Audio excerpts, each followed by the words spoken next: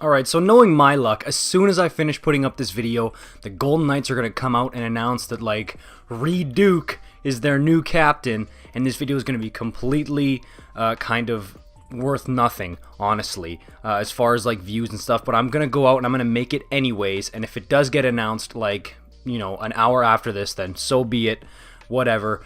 But here's my 2 cents on who I think will be the first Golden Knights captain in their history, and who should be the first Golden Knights captain in their history. Let's get right into it.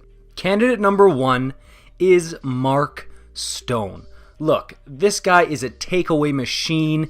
Honestly, he's their best forward, might even be their best player, bro. And he already has an A slapped onto his jersey. He is great in the room. The guys love him. And he's probably a great leader on and off the ice. And you know what, dude?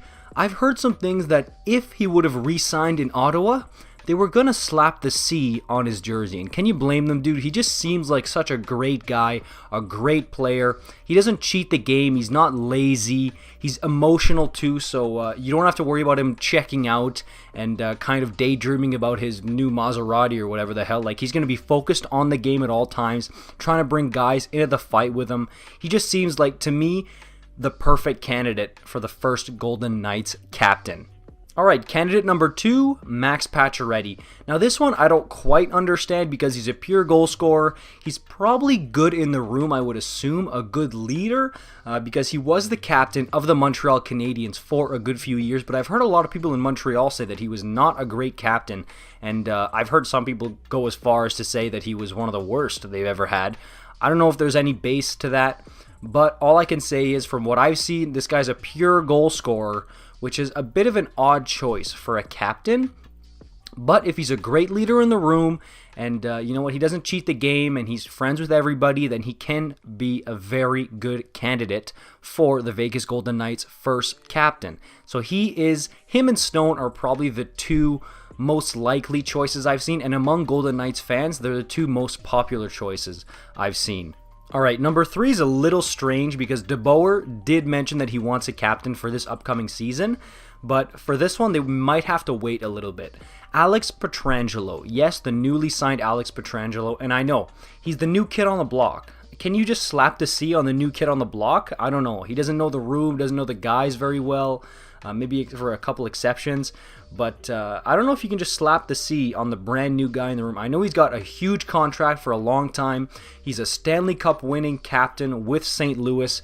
But can you do that? That's what I'm wondering, because a guy like Nate Schmidt, for example, I mean, for all intensive purposes, Nate Schmidt was moved out to make room for Petrangelo.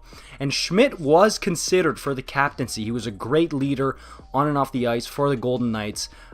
So can Petrangelo do that? I mean, in St. Louis, it seems as though he was a great leader there.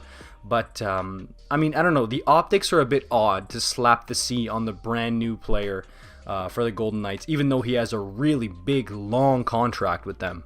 I'm going to group these next 2 together because I don't think they're very likely, so I'm going to kind of kill 2 birds with 1 stone.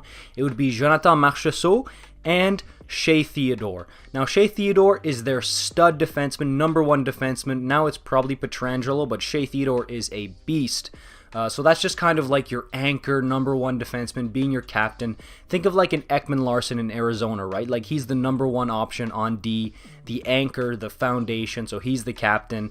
A guy like Karlsson in Ottawa, for example. Like, I'm not comparing them, but I'm just saying that generally when teams have like a nice anchor defenseman, they'll make them captain a lot of the times. Mark Giordano in Calgary, same type of deal.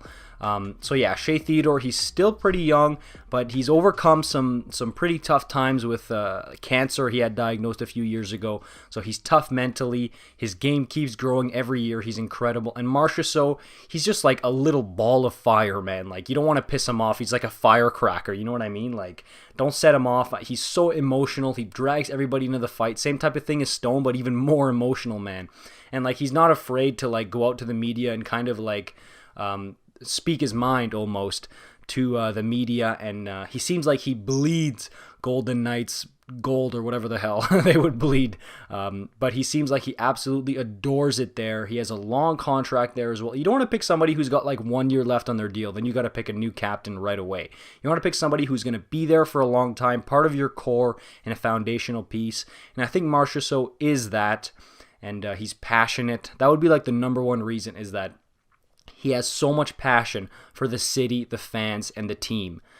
So those are those two picks, and I did see a total dark horse pick would be William Wild Bill Karlsson. I really don't think that one's going to be legit, but let me know what you guys think. Who do you guys think is the best candidate for the Vegas Golden Knights captaincy? Let me know in the comments below. Subscribe if it's your first time, hit that notification bell, leave a like on this video, and I will see you guys next time.